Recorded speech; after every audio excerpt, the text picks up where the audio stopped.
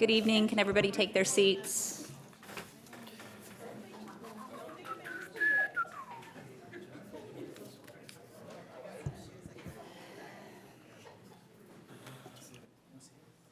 Good evening. Tonight is Thursday, October 10th. This is the Sacramento Metropolitan Fire District Board of Directors regular meeting.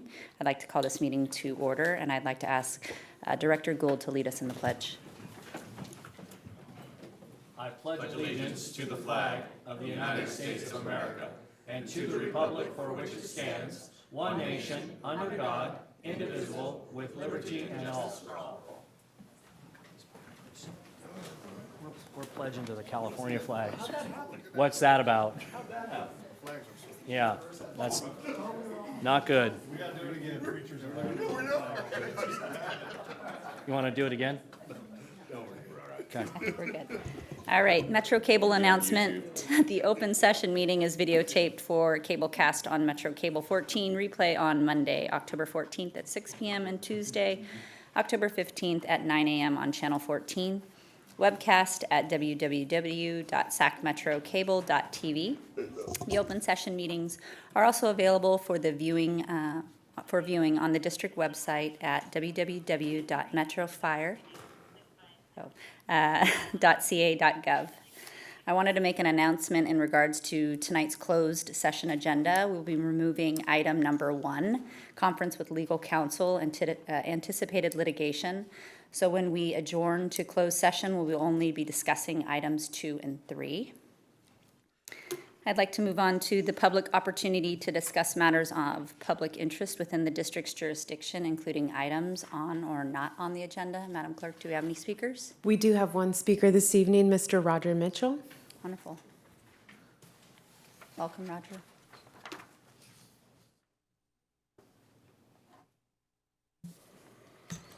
Good evening, board members, chief, administration, and ladies and gentlemen of Metro Fire. I rise tonight with thank yous.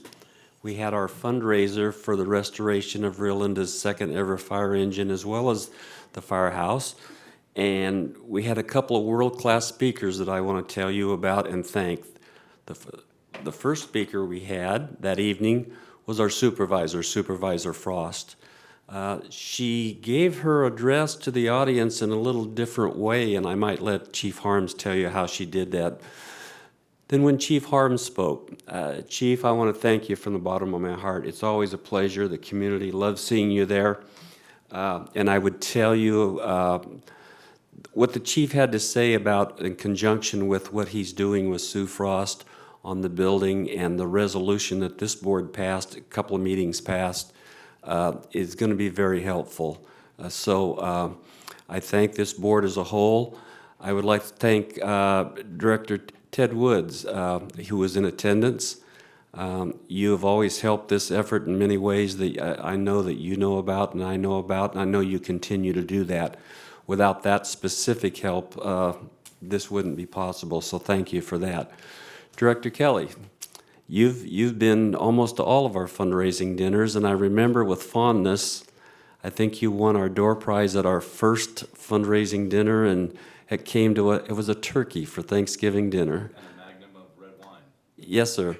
He remembers that. And to share with you, this year our door prize was a 55-inch color TV, so we're gaining speed here. And Director Kelly participated in our auction and was very successful, and I thank you for that very much, Director. Director Cynthia Sailors was there, and we appreciate your support, Cynthia. And this whole board, you've all stepped up and you've bought tickets, not knowing if you can be there or not, and so without that support, projects like this wouldn't dare happen. So, but one last thing I'd like to tell you about this dinner. What you don't see in the background maybe is that there are members of this fire district that make this dinner possible and this restoration project. And I'd like to read their names and tell you who they are. Scott Courtney, he was a master mechanic for you at the maintenance facility. And yes, Chief, he had a new hat on this year. Rob Driver, one of our reservists. He's also part of the kitchen crew and helps very much with the restoration project. and helps us a lot with gifts for our, shall we say, our auction endeavor. Dennis Berry, one of the reservists, he's part of the kitchen crew and helps with the restoration work. Mr. Mark Siebert was not there this year. He was participating in the air show that this district always steps up for, but he is also one of the members that works very diligently to help with these fundraisers and in the restoration work. Terry Barnes, some of you know that name. He's the gentleman that he was a reservist and is the person that most all the time drives old Betsy, Rio Linda's first fire truck, when she's requested for the district as well as for events. And I know Supervisor Sue Frost, why whenever she needs a ride in a parade, why she always requests that it's on that fire engine and nothing else. So I think we can be proud of that our supervisor is so proud of that. Last but not least, the resolution that this board passed a couple of weeks ago, I thank you from the bottom of my heart, because that has also led to Supervisor Frost working with the chief, and she will be working with the entire Board of Supervisors to pass alike resolutions. I know Director Jim Barnes is working with her also. So, and then I was also asked by Director Ozali to address the board. It's the Public Safety Foundation, and they are also working on a resolution like the one that this board passed. So with these type of people and organizations stepping up, I think that finally, at least on the station, the light at the end of the tunnel is not a train. I mean, we have it's going to be a success. And I would share one last thing about the station with you that I think I've shared before, but I think it needs to be repeated. Anytime you can have an old fire station, regardless of where it's at, but was built with World War II War Powers Act money, I think it's worth saving. And the engine as well as the station won't just represent Rio Linda because that's where it's at. It's going to represent this entire district because they're a predecessor of this district. So I'm proud that those two things will represent this district. So I'm certainly prepared to answer any questions or listen to any comments, and be interested in what Chief Harms has to say, how Director Sue Frost had to give her speak that evening. So with that, any comments or questions, I'm prepared to answer. Anybody? The guys that prepared the food, they did a fantastic job. I enjoyed a very nice meal that evening. Thank you. Thank you, Director. And that's a direct, those are men that work for this fire district. They not only volunteer on this project, they're employees of this fire district, so. And as a record, that's the second time I've been in jail, and I'm getting a little tired of it, okay? Can I Great. tell you a quick story if I don't take too much time? Yes. Our one world-class speaker told me that, he was arrested last year, and he didn't want to be arrested again this year, and I think he was serious. So I went to the Keystone cops and I said, look, this is a no-no. And they looked at me and said, ha-ha, yeah, you're going to suffer the consequences, Roger. So anyway, Chief, I publicly apologize to you. I had nothing to do with that. I did my best, and I am prepared to pay my pittance. Okay, So, thank you, Roger. Yes, thank you. Moving on to the consent items, are there any questions from board members? Madam Chair, I'd move the consent. Second. Madam Clerk, we have a first and a second. Will you please call roll? Dr. Sailors, Aye. Gould, Aye. Kelly, Aye. Wood, Aye. Clark, Aye. Barnes. Aye. And Sheets. Aye. Motion passes. Moving on to presentation item, Milo and Moxie Preschool Education Program Overview. Ms. Diana Schmidt, our fire inspector. Welcome to the podium. Good evening, directors, chief, and staff. I am Fire Inspector Diana Schmidt, also the Acting Supervisor of Community Services. CRRD is proud to, let me start it.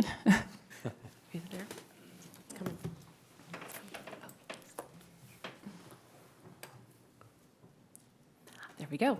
All right, CRD is proud to introduce a new fire safety education program, Milo and Moxie Smart Safety Rangers. The heart of the program is actually the story of Milo and Moxie. Milo is the corgi, and Moxie is the hummingbird, And the story tours around their home where they identify various fire dangers and potential burn injuries.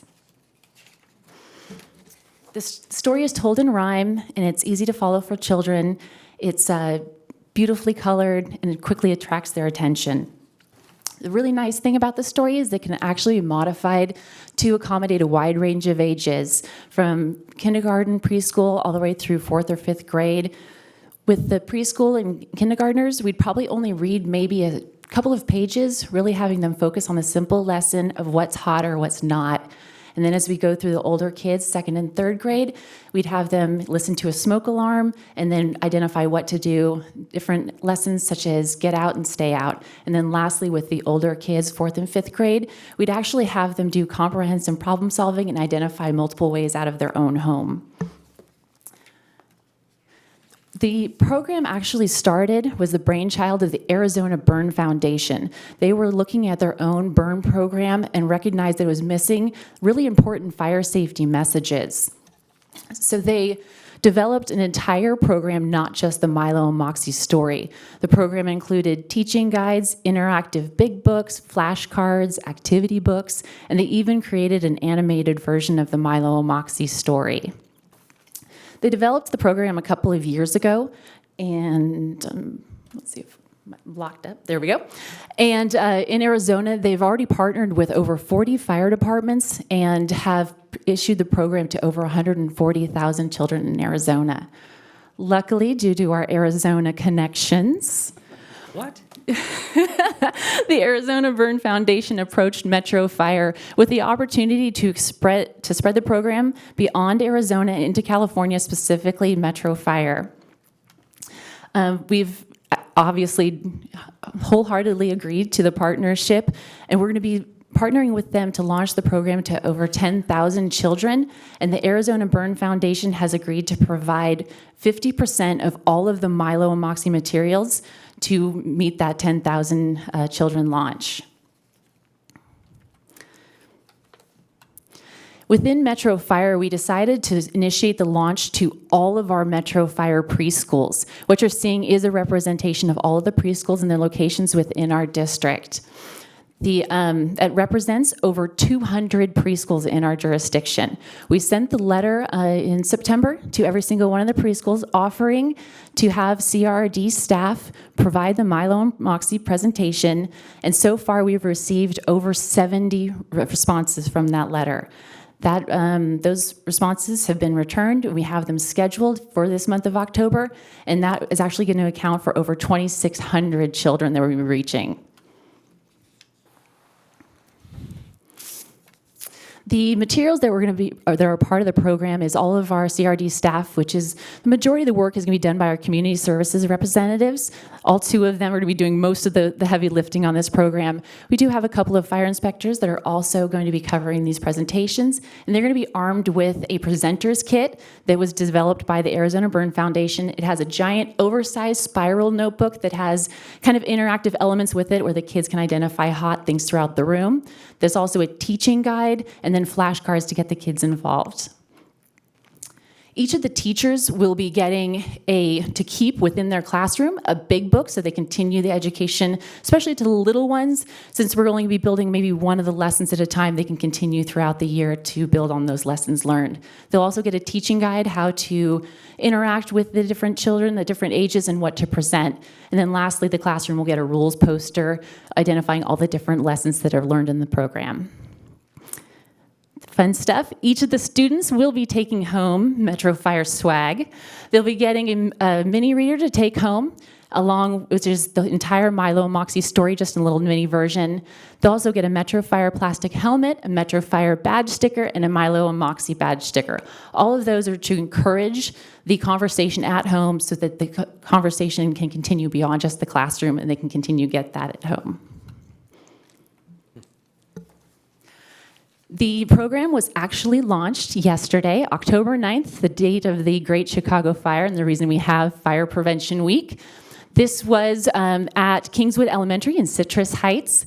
We started the program, obviously, just to preschool kids, but as you can imagine, once the letters got into a school that it serves all the way through 8th grade, The interest spread. So this was, while it went to the preschools, was a representation of their, let's see, 2 preschools, 2 kindergartens, 2 first grades, and 2 second grade classes in a split first-second, which totaled over 250 kids. We were luckily able to convince 31A to come over and do a turnout demonstration. And then we split up into groups, reading the story, reinforcing the video that they saw of the Milo and Moxie cartoon. We're not only going to be continuing this program with our preschools, but we're going to do ongoing outreach. This last weekend at the California Capitol Air Show, we handed out the Milo and Moxie mini readers. We were able to hand them out over 250, almost 300 of those there. We're also forming a partnership with Safetyville. End of this month, they're having a Halloween haunt where last year they reached over 1,700 people attended. So we're providing them enough Milo and Moxie materials for over 1,000 kids. The Fire Foundation applied for a TOT grant, and we'll be finding out if we're going to attain that later this year. It'll be for an additional 10,000 readers and to reach that additional kids. Ironically, Safetyville actually also applied for the TOT grant. They're going to be redesigning one of their small little houses to tie into the exact same Milo and Moxie items, where they're going to have a house that has various fire dangers and burn dangers, and then they're going to be able to get a Milo and Moxie mini reader when they leave that house. So we'll be able to combine with them to enforce that message. And then further into probably next year, early next year, we're going to send another letter to our first and second grade classes, also inviting them for us to come out and present. And then lastly, we're going to be training our crews probably later this year. We want to make sure that they're familiar with the messaging, what we're saying, and they'll have that additional resource as they go out into the community, something else that community services can provide, and they'll know how to present it, so we're delivering consistent messaging and that they know that Should I talk louder? Yeah, sorry. Just, this was the last sentence anyway, I guess I was cut off. Just so that we have consistent messaging and that our crews will be able to deliver that message, and that our ongoing desire to provide this community outreach and education in our schools will be reinforced. Thank you. Do you have any questions or concerns? I think I want to give you a hand. Absolutely. Good job. Yes, I have a question. In Rio Linda at their library, we have a reading time, and I've been looking for material to go to give the kids for their reading time. This would actually Absolutely. be wonderful. If there's particular presenters that are often the reader of that, we can do a train the trainer and teach you the lessons for the different kids. We Perfect. can also provide you the teaching guide that'll break down Thank the you. different ages. Thank you. Thank you, Excellent. Director. Thank you. Thank you for that presentation. Thank you. All right, moving on to action item 2019 Hazardous Materials Emergency Preparedness. Ms. Erin Castleberry, welcome to the podium. Good evening, directors. I am happy to be here tonight to request the acceptance of a fiscal year 2019 Hazardous Materials Emergency Preparedness Grant in the amount of $16,673. This funding will be used for the development of a hazmat incident response plan, specifically related to the bulk transportation and storage of energy products, and will cover some personnel costs to develop that plan. So I can answer any questions you might have. Otherwise, I would recommend that the board approve the acceptance resolution and the budget amendment. Any questions? Madam Chair, I would move staff's recommendation on the preparedness I'll grant. second that. I have a motion and I have a second. Can you please call the roll? Dr. Sailors, Aye. Gould, Aye. Kelly, Aye. Wood, Aye. Clark, Aye. Barnes, Aye. and Sheets. Aye. Motion passes. Thank you. All right, moving on to the president's report. I have a couple of items. I just wanted to thank Director Kelly for chairing the meeting last meeting so that I can attend a family matter. And I wanted to remind the board members of the special meeting for our strategic planning on November 9th. Moving on to Fire Chief's report. Chief Harms. Good evening, board members. First off, I just want to thank Lisa and Diana and all of the staff on CRD is that it's been a project that they have been working on for a little while, of putting all this together and the training. And it's not like they have enough stuff going on every single day, but nobody has complained, and they have done a great job of organizing. I was able to sit in this week when they did Train the Trainer and listen to it and watch the video and stuff, and I'm just really excited with what they were able to do with that. So thank you for taking on this project. Today, Jeff Fry and I had our first conference call with Howland and Knight. We had talked about with Cap to Cap and some of the legislative stuff, having them as our support. It was a very good conference call. It was the very first one to kind of lay out expectations, both on a national level and at a state level, and for them to kind of give us a snapshot of what was happening really right now in DC and what some of the initial timelines look like moving forward. As far as promotions, on October 1st, Battalion Chief Carl Simmons was promoted. I believe Carl is going to Battalion 5, correct? He is going to Battalion 5. As far as retirement, on September 27th, Battalion Chief J.P. Savani retired with 17 years of service. And then on October 4th, Captain Jim Mendez retired. Jim had 32 years of service and ended his career in training at the very end then. On Saturday, September 28th, was the California Firefighters Memorial. I just want to thank everybody that was out there at the memorial. It was just very well attended, and a lot of folks from Metro Fire representing just in uniform, part of the honor guard that was out there, and our own captain, Andy Whaley, was part of the overall team that puts that together just every single year, from everything from the family support for being able to come in, to the honor guard, to making sure that we all stand in straight lines when we march. But it was a great program that was put together that dedicated to the sacrifice and dedication of our fallen brother and sister firefighters. I saw a few of you over the weekend on both Saturday and Sunday out at the Capitol Air Show. It was a great turnout that was out there. Just my own assessment walking around, either it was equal to or more folks than I even think that was there last year. But I just want to talk about Jason Vestal, Chris Green that is here today, and Tyler Wagaman. They really put in just a ton of time on the operational side of having the CERT team out there, having EMS staff that was out there, along with our boost that we had out there. And then Chris managed all of the operational side for all the aircraft that was out there. So they all had a very long weekend that was out there. On the 5th, as Roger said, we went to the old fundraiser. Sue Frost was arrested and put into jail and was made to give her speech from jail.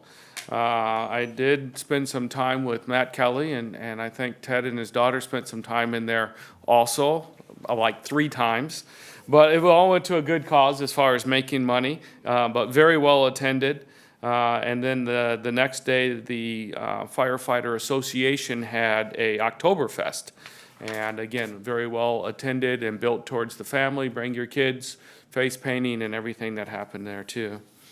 Coming up shortly on the 16th, a good friend of mine is the fire chief in Las Vegas.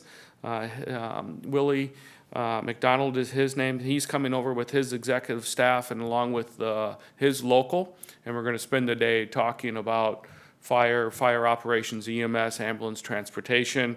I've invited Trevor and Local 522 to attend that also. The cancer awareness, kind of October and November has traditionally been a cancer awareness. They wrapped our engine again, Engine 32 this year. It was out at the air show, and then we'll be doing the rounds. And Chris Vestal has been working really nonstop with connecting with the Kings and a number of events. And then I'd just like to say thanks to the crews that are either switching out of the vehicle to be into it or are taking that vehicle and going out. I know last year Director Gould asked for us to do, I think, a truck company and the helicopter as far as wrapping it, and we're not doing that. But we did with that suggestion as Chris Vestal came back. Is Chris even here? Where's he at? He's back there. we're putting a sticker on each of the apparatus, a door sticker that is kind of changes from the regular sticker to colored with pink and blue. And so companies are coming through for training right now for ACLS, and so they're putting those stickers that are on there also. And, you know, as we look at those things, you kind of ask yourself, what did we do this year? What things did we do besides this month? We have done a number of things with the members about wearing their SCBAs and looking at exposure, reducing exposure. We'll be coming to you shortly with a recommendation for the purchase of gloves and hoods. And part of the hoods is a barrier now that's built into the hoods to keep the products of combustion from one of the areas that was noticed for exposures with hoods. So it's a hood that it costs more money, but in the long run, it provides you better protection, not for that moment when you're going to get burned on the fire ground, but for that exposure for long-term type stuff. The other thing is Local 522 has put together a group, and a member of ours, Kevin Summers, is representing Metro 2522 for cancer reduction, prevention, what things are we doing to be able to take care of ourselves as we move forward. We've got all that stuff. That ends my report, unless you have any questions. Any questions? No? All right, moving on to the operations report. Chief Lozano. Good evening, Directors, Fire Chief, Madam Board Clerk. My name is Mike Lozano. I'm a battalion chief here with Metro Fire, currently serving in the role of shift commander for A shift. I'll have your ops report tonight. Between the last time we reported out and today, we've run a total of 7,776 calls. 2,792 of them were between Metro and AMR. Those were EMS calls. We transported 70% of those. With all those calls for service, 12 building fires. We've had, our busiest medic was medic 53, no surprise. The busiest engine was engine 53, again, not a surprise. Deployments over the last couple of days, we had the dozer deploy to St. Helena up in the Napa area for the high wind warnings, the red flag warnings over the last couple of days. We expect them there until tomorrow morning when they'll be released and coming back. We've also deployed a strike team, OES strike team. We've deployed the strike team leader as well as provided the strike team leader trainee and OES 8433, a total of 6 members on that strike team. They went down to the Bryceburg incident in Mariposa. That incident started on October 8th, and as of this morning, it was 4,900 acres and 25% contained. Also, we did a live fire training burn over between September 30th through October 2nd. Some of you were out there. It was quite a big event the night that we did the live fire. That training included hose operations, search and rescue operations, ladder operations, roof ops, as well as the live fire itself. Concluded, we began that live fire about 2,200 hours that night, and there was quite the crowd as well as the media there. That concludes my ops report, unless you have any questions for me. Any questions? No. Thank you, sir. Okay. Moving on to firefighters local 522, Trevor.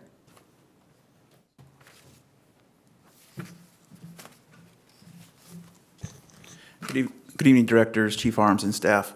I think just listening tonight, and it's always my pleasure to be up here and represent the members, the quality of the people that we have, the individuals, and as a group just put together a great team. You hear about Andy Whaley down at the Capitol for the memorial. He does a fantastic job. You hear about members out there cooking at a community event. There's a great report by Diana tonight. So there's just a wide swath of people here doing different things, and it is truly my pleasure to represent those members to you twice a month. One of the things that, when I got this position, I think one of the things that struck me the most was how all of a sudden I was thrust into this arena of mental health. I don't pretend to understand what causes everything or what other people's struggles are, but all I know is in this agency and in the fire service, we want to help each other. We're very fortunate that I think we have a local and a fire chief that's a big supporter of it. But also we're fortunate because our past president, Brian Rice, is now CPF president. And since our last meeting, we've had 2 pieces of legislation that were signed into law by Governor Newsom. One is a peer support confidentiality for firefighters to know they can go talk to a peer supporter and have confidentiality. And the second one is for post-traumatic stress injury as being for workers' comp. And I think it's very important that we recognize that, one, that we need that. And I think it's also great it's coming out of Sacramento. It's coming out of Local 522. It's coming out of a Metro Fire member. And to even go even further on that, today we were fortunate to go sit down in Elk Grove at a Pete's Coffee with Ami Berra, myself, and Chris Andrew from the city, and Mike Fye, who's the Director of Membership Services. And to sit down there and talk where he's working on the HERO Act. I think you've heard of Helping Emergency Responders Overcome.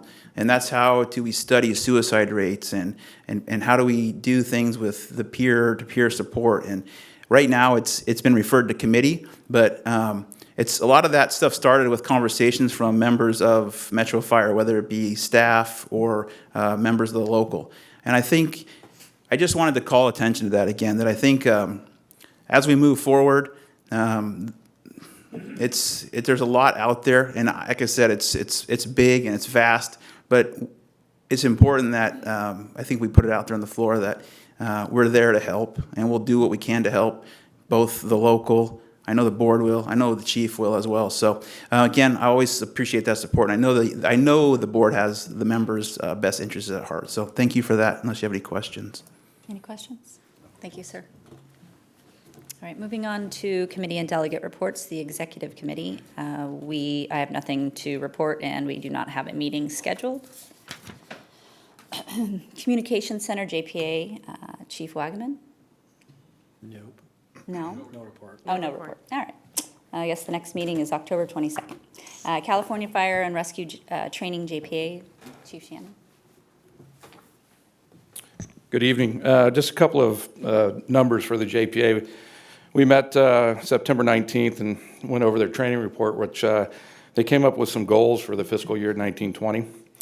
A couple of those goals were they wanted to look at classes they wanted to offer and ballpark a number of students they wanted to train. Those numbers were 129 classes they want to offer this year with 1,875, almost 2,000 students trained. The good news is we're trending appropriately where they want to go. 94 of those 129 classes have already been scheduled for the rest of the fiscal year. They have 22 classes so far, and they've trained a number of students, 358 so far. Besides all that goals and training that they're doing other things. Currently, Metro Fire employees, basically the whole district, through the month of October is here every day, training, getting recerted in ACLS, which the JPA is assisting with and putting that on. So they have a lot of irons in the fire. They're doing much more training besides just the classes that they want to move forward with. So just to pass along that message of when Chief Arms and some of the other staff write their strategic plan, they're moving forward with what they want to do. And we're pretty happy with that, and we can't wait to see where we're going to move the rest of the year. Thanks. Any questions? Thank you, sir. All right, moving on to Finance and Audit Committee, Director Kelly. The Finance and Audit Committee will meet again on October 24th. All right, Policy Meeting, Director Gould. Policy Committee met this evening and received an administrative update on a policy relative to parking in red zones and getting a citation. Bad idea to do that. That's all. All right, we'll move on to board members' questions and comments. We will start with, let's start over with Mr. Barnes. Thank you, Madam Chair. Just real quick, the presentation with Milo and Moxie, it's neat. As my daughter, I have her come home and I listen that she's being taught about active shooter response. And as a 10-year-old, we are in that world, but to see that we're back in there actually teaching something that's every day can harm kids. So thank you for that presentation. It's neat that we can get back to the pure honesty of children and some of the the hazards that truly face him right now. We do have that as a reality, but this is more often. So thank you for that. And I'm glad we have those relationships and connections in Arizona, so thank you for that. The power outages, the only thing I want to say about that is we have members here that I guarantee, and it was great to hear that people are looking out for one another. Their own homes with power outages, and their families are left to kind of fend for themselves as people have to show them still provide a service of work. So I'm glad to hear tonight and hearing what some of the things are being done to take care of the members, take care of each other, and allow them to take care of their homes. Final thing I want to talk about, Trevor Jameson, thank you for bringing up the mental health awareness. I always say it's near and dear to my heart as well in my profession. And when you think about what the members see on a day-to-day, whether it's a car crash, a house burn, or something they respond to, and they get to go home to those families, and at the dinner table they go, how was your day? A lot of times they don't want to talk about what they saw. They want to move on. And so sometimes it buries over. Now you had a 30-year career that you've been burying it, and it rises up when it shouldn't.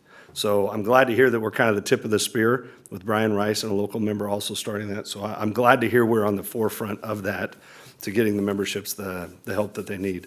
On that, thank you for the time. I appreciate the membership, the retirees, and the promotions. It's great to hear people are moving on. Thank you. Director Clark. Yes, I'm going to make this real short. I just want to thank Fire Marshal Lisa Barksdale. She is so responsive whenever I have an issue with a constituent or anybody like that. She is right on the spot. I know I want you to know publicly that I appreciate your prompt response in handling those issues for me. Thank you. Great. Director Wood. Thank you, Madam Chair. Just a couple of things. Roger, thanks again for the hospitality. Congratulations on the funding you do and the volunteers. All their work is absolutely amazing. And I actually do hope that my 8-year-old somehow soon outgrows that penchant and desire to be in jail. I don't want her to have that for much longer. I'll take care of that. Her. Excuse me, we'll take care of her. That's a good thing. Inspector Schmidt, thank you for the presentation. It was absolutely incredible. Looking forward to that rollout and hearing sometime down the road all the successes that you've had with that rollout. So thank you. And it's wonderful. I want to publicly thank Representative Barra. It was great to hear from you, Trevor, that he's got that HERO Act that he's promoting, and hopefully we can do whatever we can do to make that happen in the end. That's a great role. Lastly, Chief Wagaman, Chief Mitchell, I just want to thank you guys for the hospitality at the Denny's Burn. That was quite fascinating.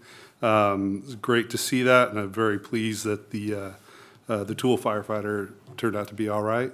That was quite a scare there initially, but it was exciting.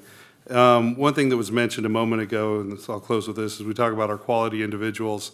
We have so many people that do stuff every day behind the scenes that never get recognized. And at that incident, the Denny's incident, we need to recognize, I want to recognize Chief Lozano. There was a group of kids from Del Campo High School's fire tech program and their teacher to see this and watch it. I don't know if he learned of it himself or somebody brought it to his attention, but all of a sudden, Chief Lozano's got those kids on the other side of the fence with us, and he's walking them through, taking them to the brief and teaching them everything, pointing things out. He had these kids were just, you could see the eyes, the excitement in their eyes and the thrill. And everything that Chief Lozano was saying, they were listening, they were watching, they were really excited about what was going on. And it's people like that and opportunities like that that are going to help us down the road with additional firefighters and membership. So thanks, Chief, for all that you did. Thank you. Director Sailors. Good evening. I would just like to welcome new BC Carl Simmons to Battalion 5. That's my district. And I'd also like to recognize this month as being the Cancer Month, the Awareness Month. Being a retired firefighter, I have a couple of friends right now that I worked with for many years that are both fighting cancer. So I would strongly advise everyone out there, stay safe, wear your safety gear, wash up after a fire as soon as you can. Stay safe out there, please. Try to avoid getting cancers. It's no fun. Thank you, that's all. Director Gould. Thank you, Madam Chair. Just want to thank everyone that participated in the air show. Thank you very much for the hospitality. You all did a wonderful job. It was really nice to see us continue to show up CAL FIRE. That was really cool. And then everybody else's comments, I ditto that.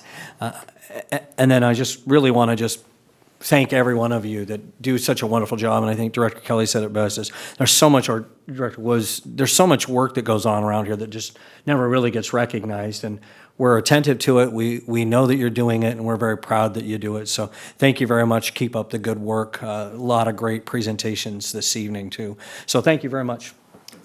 Director Kelly? I would again like to thank Inspector Schmidt for her presentation, and I think this program is fabulous. You guys, I thought California would be sending this to Arizona, but apparently it's not to be this time. I would also like to thank everybody that was involved with the burn at Denny's. I think I spent several hours out there and was out there far later than I probably should have been. But being retired, you can do those kind of things. It was pretty fascinating. Not knowing what to expect, but then knowing that, you know, Metro Fire wouldn't do it any other way. I thought it was very well done. It was something that many members of the public came out to see, and it was nice to see the interest there. You know, everybody's a pyro inside, I guess, right? But nonetheless, it was a great event, and I appreciate the work that everybody put into that effort. And the ALS walk was a big success. Thank you for those of you that helped me out on that, and I look forward to the 9th for our strategic planning. That's an early event, right? Yeah, I think it is. Melanie? Yeah. All right. I just wanted to say congratulations on Mr. Simmons on his promotion, and best wishes on retiree Cervante and Mendez. And we will adjourn to closed session.